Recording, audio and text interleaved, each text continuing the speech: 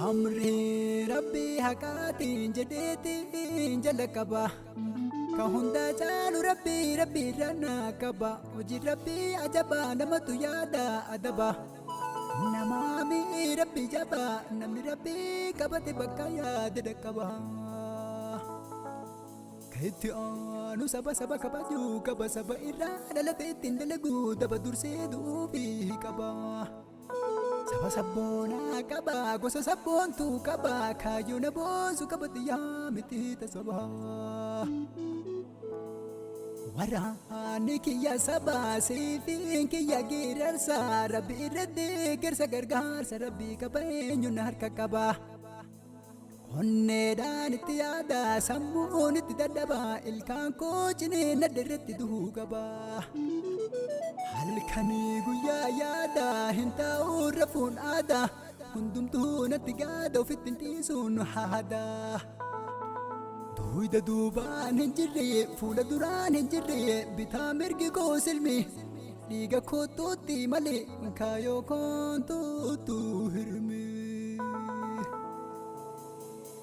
Daldaltuun itti jira durtutu deemaa gariin daatuun itti jira tareefa fuutuu baree.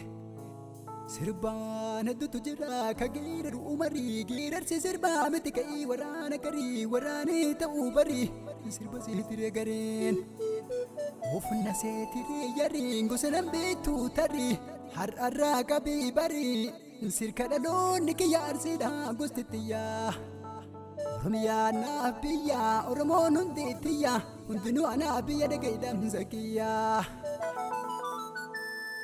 Dhaamsa dhuunfaa hin qabu dhaamsi koo dhaamsa biyya ragaan koo hojii kiyya murteessaan saba biyya.